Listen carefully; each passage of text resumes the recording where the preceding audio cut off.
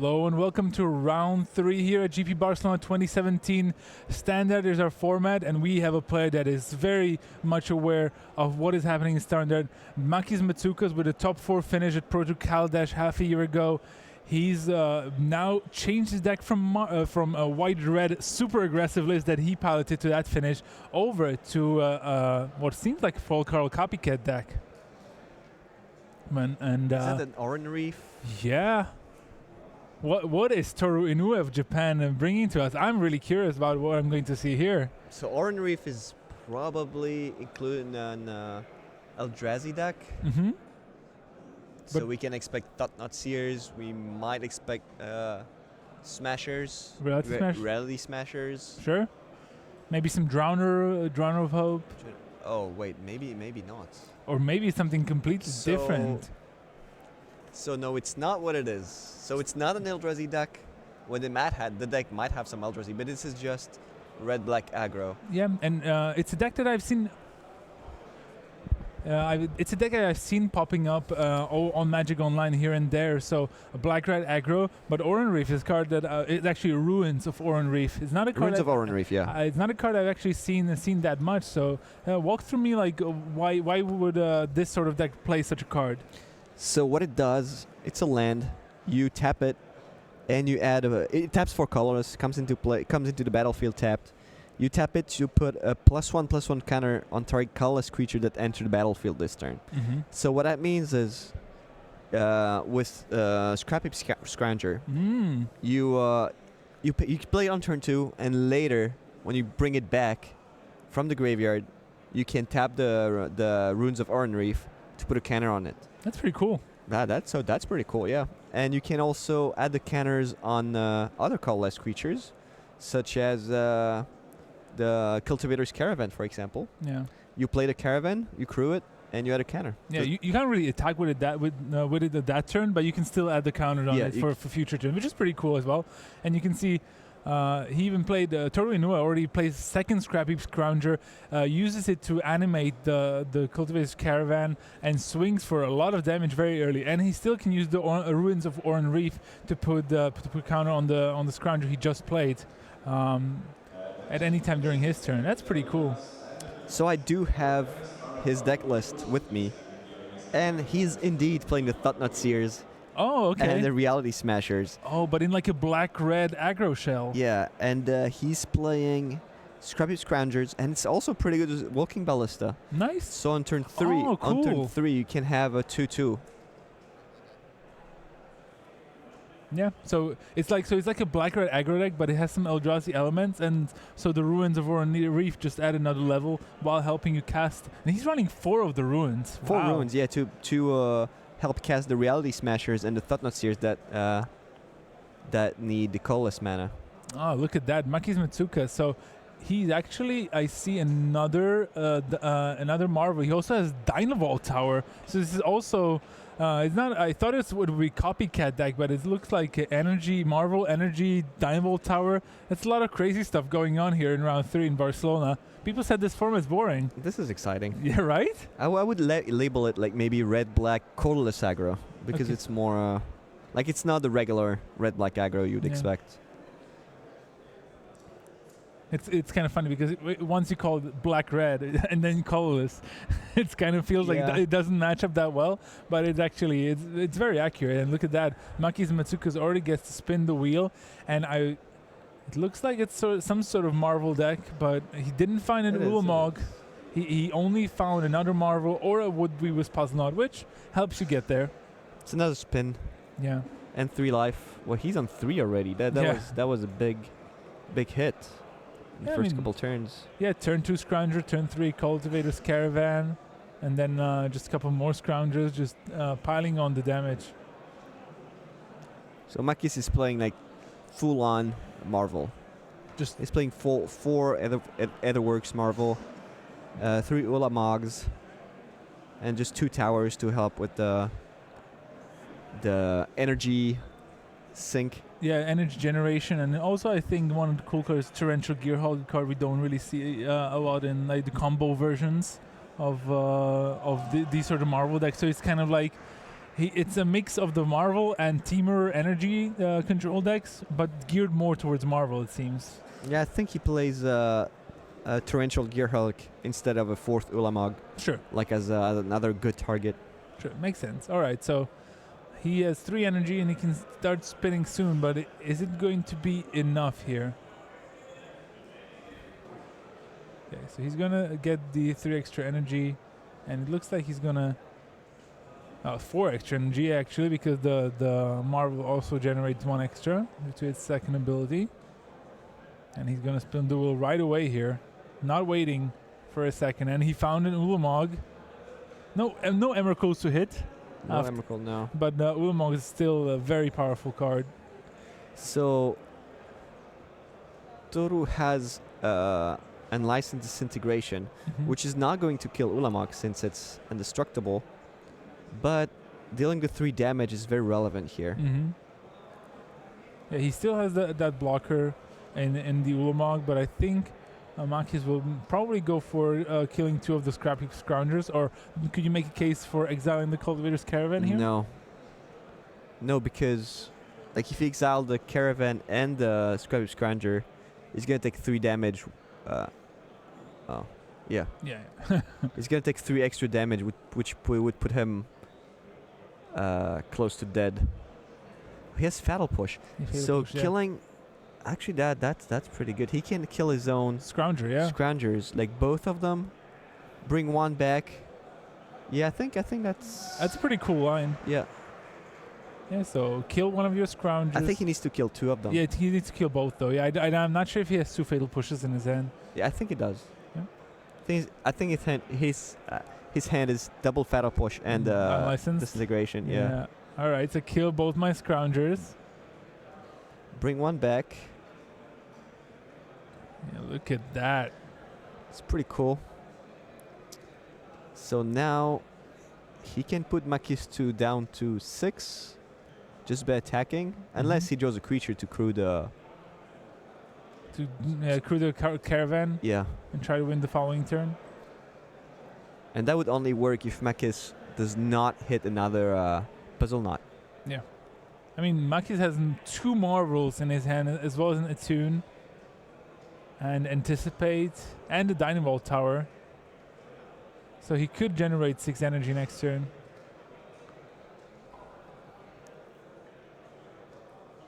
Let's see. So another Scrounger. Put a counter? No counter. No counter. Just animate the Caravan. You take 6. Makis Mitsukas goes down to 3 here, and we know Toru Inoue still has that unlicensed disintegration. Not being able to kill the Ulamog, but we know that the 3 damage would resolve regardless.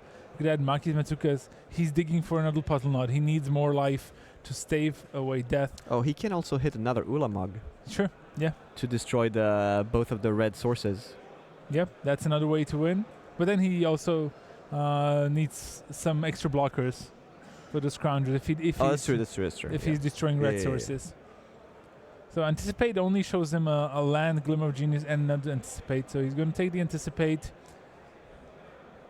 And he's hoping for another big turn, because he's it seems like he's not only dead on board to just the 3 creatures that the Toru Inoue has, but also to that unlicensed integration being at the ideal life total of 3, at least from Toru Inoue's perspective. So let's see if Makis Mitsukas can find a way.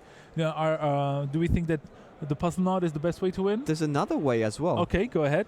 Because he can also, like, if he gets to 6 energy and not use the Marvel right away, he can use the Marvel in response to the disintegration and looking for another Ulamog. If he does, then he keeps the freshly...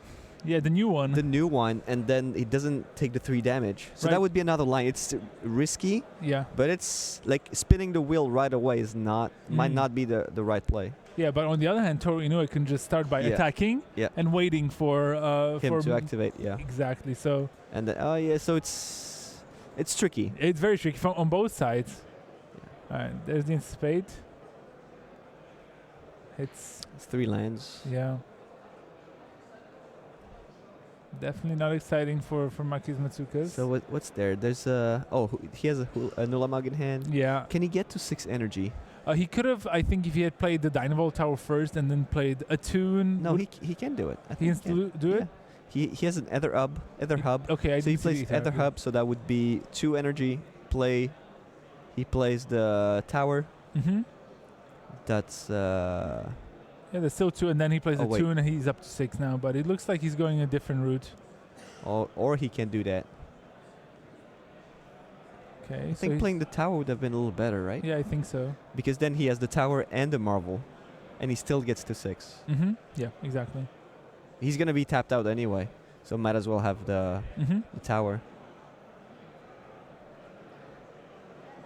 All right, so searches up an island with the Attune with Ether. So he's gonna play Ether Hub, get to 4 energy, then play another marvel, dropping the hand. That always not a good sign. Moving the table, that's always good for us. Makis seems a little nervous here. Yeah. He knows he's on the back foot, and he needs to try to find a solution here. Also, shuffling here is pretty bad. Like, he had to do it because he played a tune, but shuffling here is hurtful. Yeah, because you already put a lot of bad cards on the bottom. Yeah, he played a land, so never mind. So it doesn't really matter. Yeah. So what? Yeah, he should have played the tower first. No, he should have played anticipate first. Yeah. Or maybe the tower first, anticipate, and not play the land. Yeah, maybe. So then if he draws the Attune with Ether, he has Yeah, he could. I think there was a line of play that he could have done to just try to find a way to win. It would have been insanely difficult, just because of the unlicensed disintegration. And we know that he plays 3 Ulamog, having 1 in hand and having to dig for another one will be quite problematic. So, all right, let's look at more decks. Simon Lay on the left and Chapman Sim on the right. Chapman is playing Blue-Red Tower. I know you have a little bit of an affinity towards tower decks.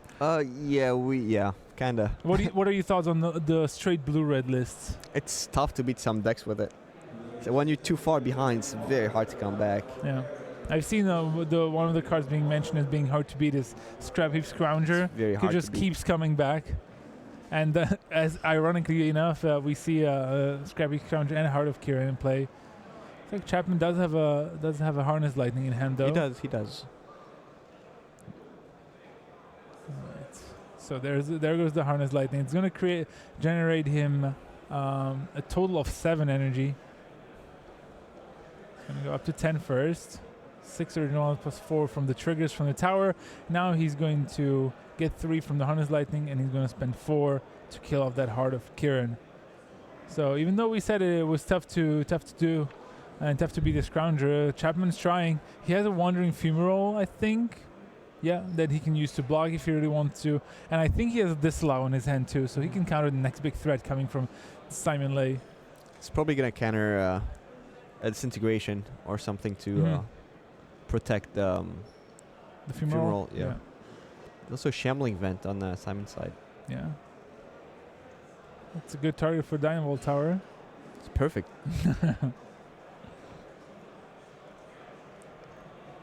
No, I think Simon Lay has a Shock in his hand as well, and a land and 1 more card that I couldn't quite make out. All right, so here's the Fumarole. That's a land. It's another land. I think it's a Courtyard. Concealed Courtyard. Yeah, and then Simon's hand. All right, so there's the Fumarole blocking the Scrounger. And looks like Chapman will use 6. It's only 5. 5 energy, yep. He's going to use 5 energy to kill off that Shambling Vent. And now Shock is going to try to finish off the Fumarole. But I think Chapman's going to disallow that. Using the Fumarole, it's a creature, but it's also still land, so it still generates the mana. And now he also got some extra energy out of it. What was the card's name? The blue-red counter and deal 3 damage. Blue, red, 1. I know what you mean. It's one of my favorites. Oh, Chad, help us out. We need to know. 4 mana, the card counter target spell and deal 3 damage to a creature, right? Yeah, it's from Apocalypse, I think so. Yeah. You couldn't play it if your opponent didn't have a creature. Yeah. I don't think it's so a lot of play, but that's what it does now with the towers. Yeah. Pretty much. I love that card. It's a counter spell that deals 3 damage to anywhere. Look at that. Chapman Sim is trying to get aggressive here.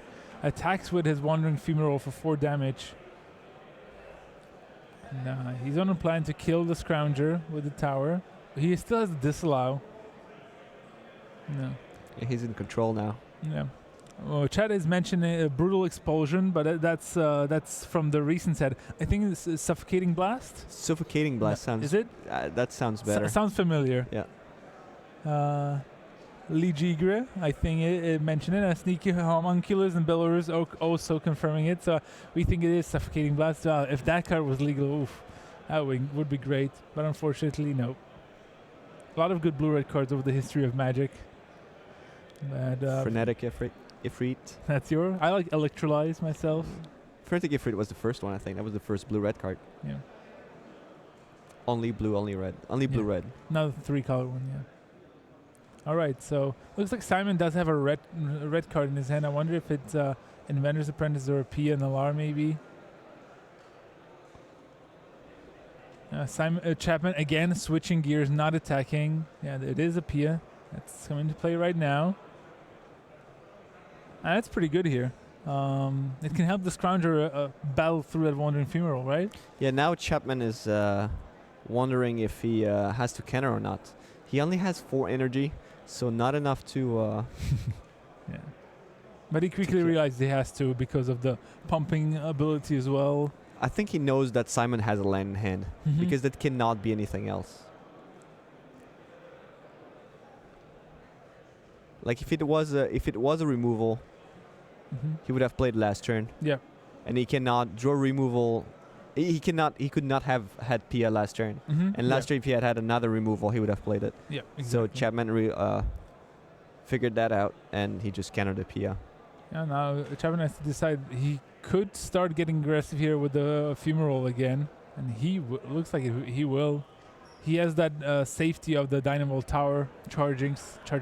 The other safety is that he's on 7, not on 6. Yeah. Another land for Simon Lay here. It's not what he wanted to see if he's supposed to win this game. Look at that. Chapman's shooting down the Scrounger, protecting his life total. I think I would have taken that one. Yeah, I think we're going to stay here for a little bit because this game doesn't look like it's that far of finishing here. I think I would have taken the 3 damage. Yeah, same here. 4 is relatively comfortable. Especially since he can just win next turn. Yeah. Like he could have... And now again, he doesn't attack with the Fumarole because he drew another one though. Because if he draws a spell, he just wins on the spot. Yeah, exactly. And now he's in the exact same spot, and what is he going to do? He's going to do the same thing? Yeah, it's that way.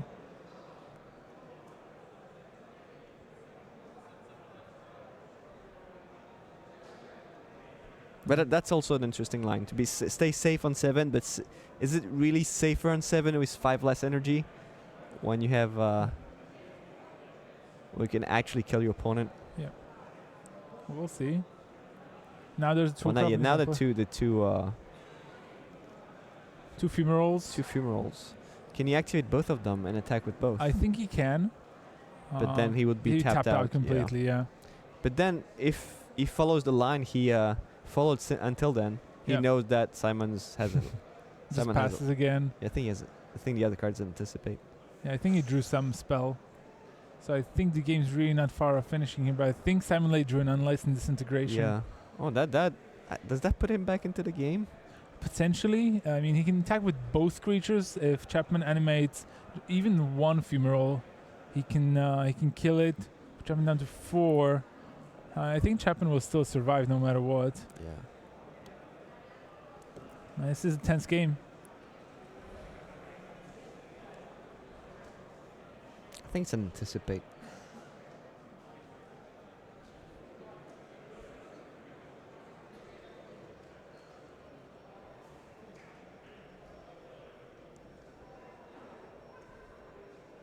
The game has slowed down significantly, even though there's the option was there in the previous turn. I mean, Simon Lay should have anticipated the one of the best cards he could have drawn on one of those paths was the Unlicensed Disintegration.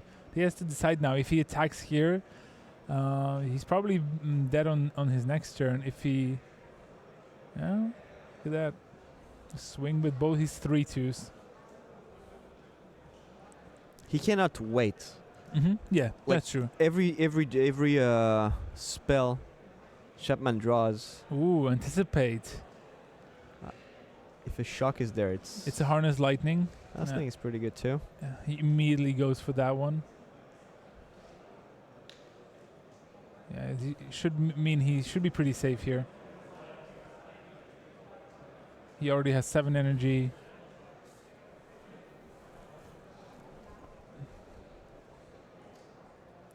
Come on, Chapman, you can figure it out. Animate a fumarole.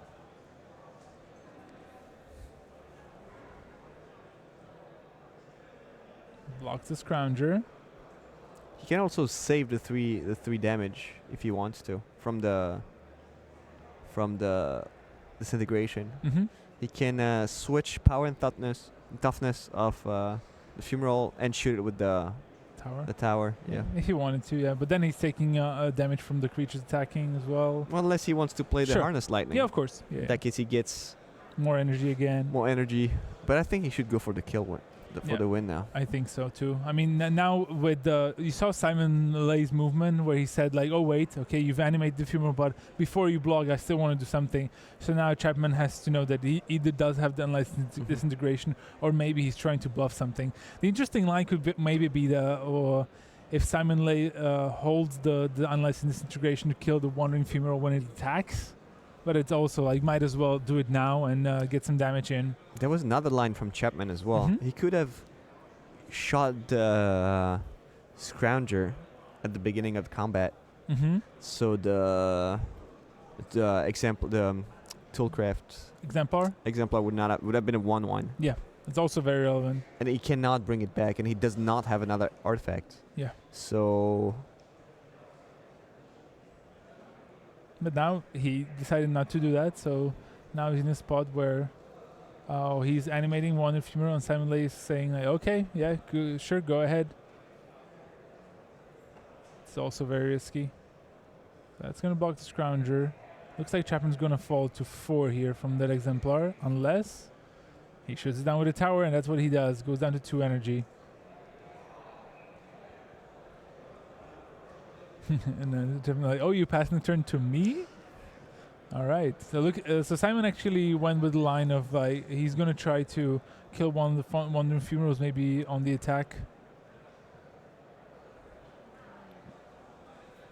Chapman is taking a lot of risk here. Yeah, he just attacked him with 1. It's a very though. risky line. Because now he can actually he can't lose this game. It's unlikely. It's very unlikely though. I think Simon Lay he's gonna play the. Oh, he doesn't play the unlicensed disintegration now. Okay, but it could make him lose the game. He does have a harness lightning still in hand and has the untapped land too, so he should be fine. There's a shock though. This is exactly the card that opened up the game win for Simon Lay here, but can he make it happen? It looks unlikely though. There's the wandering fumarole. Sure. And now Simon Lay will want to disintegrate, and I think in response Chapman can go for the harness lightning, kill the Scrounger, and that means he won't take 3 damage from. Oh, he still could because he does have the Toolcraft exemplar in graveyard now. He can bring it back, but at least he won't be getting more damage. So it should be. I think it's Chapman's game here. Yeah. So kills of the Scrounger in response. That dies. The unlicensed disintegration is still on the stack though. So that means that now Simon can bring back the Scrounger to get to deal the damage that he wants to. Yep. But there's the tower activation again from Chapman Sim. That means that he's not taking 3. And now Chapman can try to attack with the fumarole. But we know there's a shock still to kill it as a 4/1. Yeah, but now Chapman on 7 and no cards on Simon's side. Even Yeah, there's a anticipate maybe trying to dig for a negate. He found a negate to counter the shock and have the wandering fumarole finish off the game. So Chapman sent up a game on Mardu vehicles, and I think we're gonna go back to our original match. We'll see if that one's still in progress. There we see. All right, Makis Matsuka's up to 22 here. And that's a pretty full board, and still he's on quite a bit of life here. What's analyzing? What's happening here? Analyze it quickly, Raf. So I guess Toru's draw was not fast enough. Makis managed to stabilize with marvels. World Breaker, and he plenty of cards in hand. Yeah, I would expect something like Fumigate to have happened, but it doesn't look that way. It just looks like a very slow draw from Toru Inoue. Yeah. If you look at his graveyard, if his first card is Release the Gremlins, that probably implies that that it was indeed very slow, and he probably used it to kill the Aetherborg's Marvel in Makis' graveyard there. But Olivia mobilized for war, another interesting card. Mobilized, so that's what I was about to say. So I think his plan is to fly over like the defenses and attack the planeswalkers. So I think that's the plan. Yeah. Looks like Makis is much better shape in this game compared to the other one. There's a natural obsolescence taking care of the Scrappy Scrounger. Unless, no, it doesn't have a mana to sacrifice it. Yeah. I also like the Matter Reshaper there in Toru Inoue's deck as well. It's one. Yeah, he plays 3. Okay, cool. It's a very interesting deck, and I hope Toru Inoue gets to win more so that we can see more on camera. Because while I did expect the traditional black-red aggro with like artifacts, with Veltfast engineers and whatnot, I really didn't expect this sort of thing. Look at that, Unlicensed Disintegration from Toru Inoue. He's bloodthirsty. He wants to attack here. I'm not actually a big fan of the engineer. The Veltfast engineer? Yeah. Yeah, me neither, but I expected to see those decks a little bit, even though I don't think they're that great either. And there's a swing. Pia and a Gremlin are attacking. But Makis is trying to rebuild here. He plays Glimmer, goes up to 5 energy here. Keeps the Ether Meltdown, but bottoms the land. Meltdown is a very good card in this format. I think it makes up for a lot of the aggression that the energy decks might suffer in the beginning. It does seem like a good card against Scrounger, for example. Yeah. When we talked about it, like a problematic, it's one way to deal with it, or even Heart of Kirin. Yeah. Right. 7 energy, enough to activate a Marvel. Rogue Refiner being also an additional blocker here. Yeah, there you see it, a big sigh from Toru Inoue. Making his way here all the way from Japan. He's not the only Japanese player in attendance. There's also Yuta Takahashi here. So we always love it to see the Japanese players flying in for the GPs here in Europe. Ooh, Thought-Knot Seer. That's a good one. Again, Ruins of Oran Reef powering that up. So we're going. Toru Inoue is going to get to see Makis' hand here and choose a good card from out of that. Makis will probably respond before that ability resolves. Ether Meltdown. He has 12 sources of colorless mana. He has 4 Ether Hubs. He has 4 Spire of Industry and 4 Runes of Oran Reef. Okay. His mana costs seem to be decent enough. Not that many colored cards. There's PNLR, Unlicensed Disintegration, Fatal Push, but not much else. It's like a really colorless deck almost. All right, so there's the Thought-Knot Seer. After the Meltdown was played on the Heart of Kirin.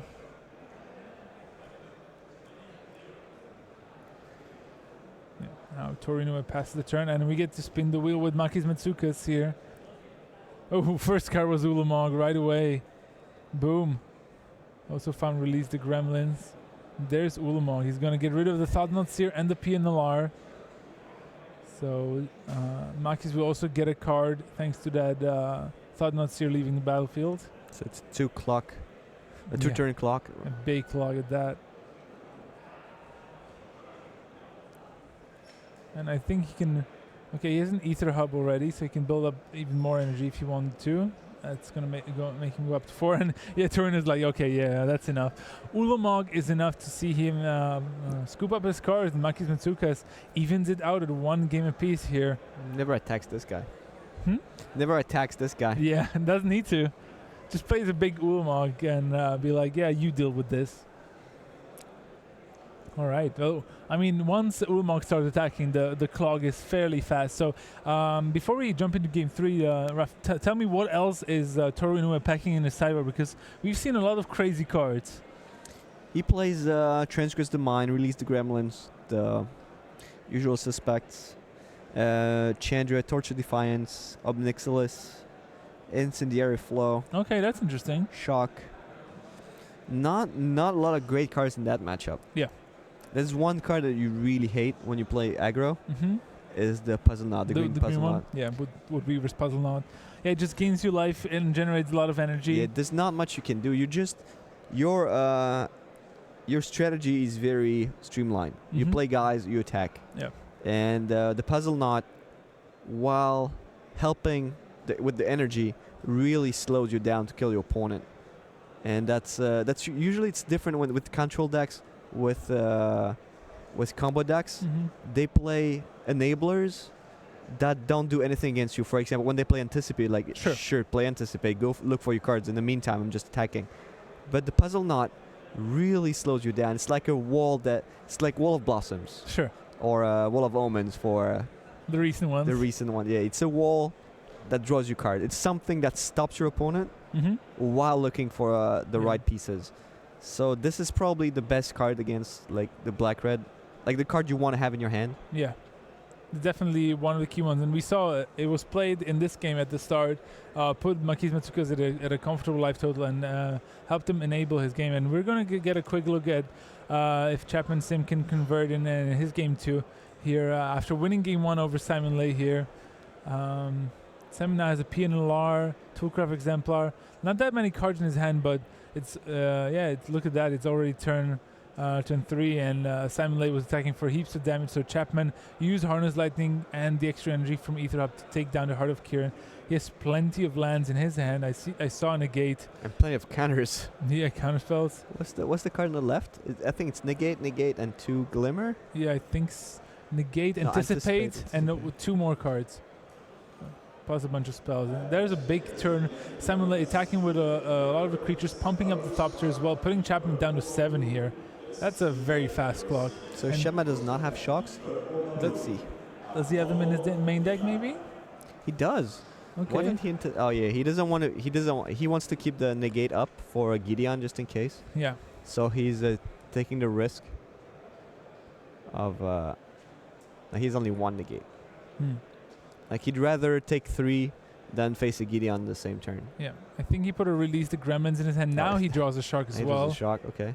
So I think he could play the Release the Gremlins on the Thopter, but that's why he kills the PF first, and then releases the Gremlins upon a hapless Thopter there to get a 2/2 in play, and put the ball in Simon Lake's court. Now you need an artifact, and you need to find a way to get past this Gremlin. Well, Chandra does everything. It does. All right, so this looks like this is still going to take a while. So we're going to go to the original match because I want to see more of that black-red aggro deck that Toru Inoue has brought over from Japan, and see if he has more pressure. Okay, turn 2 Heart of Kiran. That can provide a lot of pressure early. No green Puzzle Knot from Makis Matsukas on turn 2. It's a good sign for the Japanese player.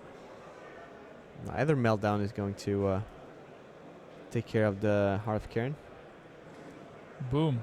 Ether Meltdown, -4, -0, and 2 energy. You were right. This card is great. I think this card is great. Just showing its worth right away, completely negating that Ether Meltdown, that Heart of Kiran with the Ether Meltdown. 2 Kozilek's returns in Makis Matsuka's hand as well. Like it looks like his strategy is clear. He wants to slow the game down, sweep the board as much as possible, and then go for some big Eldrazi, either World Breaker or Ulamog through Marvel, or even Hardcast. Yeah, those wondering about the name, because I see it in a chat being called out. Why is it black-red colors aggro? That doesn't make any sense. But Raf, maybe explain why we called the deck the way we did. So it is a deck with a lot more colorless cards, such as 4 Reality Smashers, 4 Thought-Knot Seers, 3 Matter Reshapers. He has 12 ways to produce colorless mana, including 4 runes of Oran Reef. Yeah, exactly. That's why we call it colorless aggro. And black, red, and colorless at the same time. Yeah. And there you see it. Makis played Kozilek's Return, wiped the board of Pia and Thopter Token, but Toru Inoue followed it up with another Pia and even got to use the Ruins of Oran Reef to put a +1/+1 counter on his colorless creatures, which was his Thopter Token. So nice bit of value here. But Makis Mitsukas is ready with another Kozilek's Return. And he also has Harness Lightning and Shock in his hand. So no danger of dying just yet, and he looks like he's going to be able to keep his board nice and comfy and clear. And I like the strategy that he isn't playing the Aetherworks Marvel on an empty board because he is scared of Release the Gremlins. Yeah. And he has plenty of time here. Look at so much removal in his hand. I have to think. I think he's gonna take the 4 here just so he can play the Glimmer of Genius and develop his lands and energy count. Oh, look at that! Toru Inoue is plussing the Thopter, and that's gonna prompt Makis into action. That's gonna bring another Kozilek's Return, and he's gonna delay that Glimmer for at least a turn. Ooh, that's a card you talked about. Woodweaver's Puzzle Knot. Yeah, this is gonna put like. Oh, on an empty board? Risk maybe Glimmer? Oh, no, Glimmer. Yeah, Glimmer yeah, first. I thought he was going for... yeah, I thought so too at first, but it makes sense to not expose the Marvel to a removal. Exactly. And he's seen the Release the Gremlins game too, so he knows what to expect. Just going for land. He didn't have land, so look for a 5th land. I don't know, 2 extra energy, also nothing to sneeze at. Yeah, Toru needed something like a Reality Smasher or a Thought-Knot Seer. Yeah, something to put pressure. Now he's stuck with Unlicensed Disintegration, which is not going to fare very well against Marvel. Alright, so Makis did draw a 6th land. It is tapped though, so he's going to start it off with the Woodweaver's Puzzle Knot, get 3 energy, go up to 7. He's going to play a tapped Botanical Sanctum. Pass the turn back. That's where you feel the game is slipping out your hands. Drawing lands and you feel like he's on 20, 23, 26. 26 now. 20 was already hard, 26. Yeah, and the 10 energy as well. So Toru Inoue knows that if a Marvel comes, there's at least 1 big activation coming. Another Ether Meltdown as well for Makis Mitsukas if there would be a threat coming down. So I quite like Makis' plan here for this particular matchup. His card's lining up very well against the threats from Toru Inoue, who just keeps drawing more and more lands. And I assume more move. I think I saw Unlicensed Disintegration in his hand before. Yep. And I think we also know that he has to release the Gremlins too. I think Toru Inoue might go for a release for 2, killing his own Heart of Kiran and the Aetherworks Marvel. I mean, you gotta do what you gotta do, right? Why not?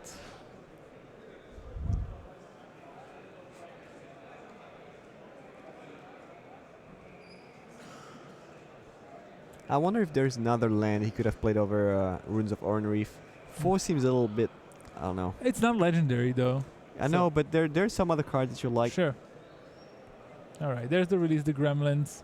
Targeting the Heart of Kiran and the Aetherworks Marvel, and now we get to spin the wheel with Makis Mitsukas.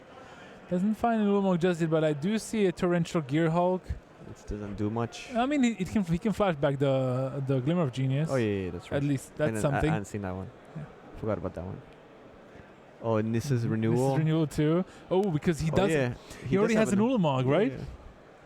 So this is Renewal. What does that do again? So you look for 3 basic lands in your deck, put them into play tapped, into the battlefield tapped, and you gain 7 life. Not bad. 33. That's a lot of attack from 2 gremlins. Yeah. And Makis Mitsukas now, he's already up to 7 lands. No, 7 tapped lands and 2 more. So he's very close to casting the Ulamog from his hand anyway. Also having plenty of energy in case he draws another Aetherworks Marvel. How did he get so many? Oh, he got 2 more energy. He was on He was on 10. Yeah. And now 10 down to 4. Yep. So now he should be on 6, not Yes, on 9. 9. Yeah, I think that's it's a dice that Dice malfunction. dice malfunction. Yeah, Should it's be on on 9. s- Should be on 6 Should be here. on 6, yeah. Yeah, I hope we can get that fixed. Yeah, I think the energy should be at 6, not on 9, on Makis Matsuka's side of the board. And it's just a small die malfunction here. Just to make sure. I think it's 6. Should be. Unless we're missing something. No, I mean he played the puzzle knot. Oh, he did play the puzzle. You're right. So he was on 13. No, how much do you have? Maybe they're right. Oh yeah, you see, he fixed it. We were right. yeah. You were right. He said like, okay, it wasn't 9, it was 6, and now he's gonna get 2 extra. Right. So, it worked. He was, as you said, he was on 10. Yeah, he spun the yeah. wheel, went Yeah. down to 4, and then he only gained 2 extra from the Ether Meltdown and the Aetherworks Marvel going to the graveyard Yeah. as part of the trigger. Because they went to the graveyard at the same time, so it only generates 2 energy. Alright, so Attune with Ether finds land, 2 more energy. Look at that, Makis Matsuka's. He must be feeling very comfy here. And he still also has the Kozilek's Return in his graveyard, so just everything. Did you say comfy or comfy? Comfy. Comfy? Okay. I thought you said like comfy. I was like, he's very confident. He's confident. He's both confident and comfortable. Okay. He's very comf. He's ready to fight. I mean, look at that. Toru Inoue has the 2 ruins of Oran Reef. I thought Natsir would be really nice here. Yeah, that would be pretty Taking good. the Ulamog and making it into a 6/6 thanks to all the ruins. He does have one. Does he? Yeah. That was a sweet draw. Toru Inoue here. Let's go. Okay, here's my hand. I was setting up for this Ulamog, but Dad thought Natsir is going to take care of the Ulamog. Yeah, well, it doesn't matter. Even if you have 8, you still take Ulamog. Yeah. That was a great draw from Toru Inoue. Oh, wow. Like, there's still Makis will still be able to deal with the Thought Monster no matter how big it's going to get with that Ruins of Oran Reef, but still that was a really good draw. And I think that the Thought Monster brings you in this sort of deck compared to maybe compared to like a traditional black red aggro deck, which is just really hoping just to kill you fast. This one has a little bit of disruption here. All right, so Toru Inoue goes to put 1 count on the Thought Seer with the Ruins of Oran Reef. F6. Makis responds with the Harness Lightning, draws another Kozilek's Return off of that. And now Makis Matsukas, he's really digging for another Marvel. Ooh, release the Gremlins of his own is not that great. Reality Smasher, and we start talking. Another land. Yeah. All right, I think we're gonna see another Kozilek's Return here. Get rid of the Gremlins. Yeah, Makis is still a very, very comfortable life total. Still Shock, release the Gremlin, and Ether Meltdown in his hand. And there's a Torrential Gearhog that he just drew. I think he brought the second one in. Or it might be the first one, because we've seen one from the shuffle with the Aetherworks Marvel, but of course there was also an Attune with Ether that shuffled the library, so it could still very well be the one Torrential Gearhog. And here it is, flashing back the Glimmer of Genius, bringing Makis Matsukas to more cards. Look at that. A nice disintegration right away from Makis Matsukas. All right, so what is Makis trying to draw here? Just any kind of win condition. Action? Yeah. I think he drew more action. He drew another Glimmer of Genius that he can play right away, up to 10 energy here. Okay, found an Ulamog. Can put a land on the bottom, draw 2. There's no risk of Thought Monster nabbing that one, because that was at the end of the turn at instant speed. And here is the Ulamog, and it was like, yeah, make your choice. I have plenty of land. I think he's going to go for both of the Ruins of Oran Reef, a card that I'm very excited to see play. So Toru does not have Karizev expertise to turn this game around. That would be sweet. I mean, double expertise, like draw expertise. Yeah. would have won him the game, but he's not running any. Yeah, oh, so no that's chance a shame. of having or hijack. Yeah, you set me up so much. I was like, oh yeah, sweet, he can have something to draw, but ultimately no, it doesn't seem like Toru will have anything to do about the big bad Ulamog here from Makis Matsukas. And Makis like, yep, can I attack? Here's your 20 cards. Yeah, I don't think he has outs for Ulamog. No.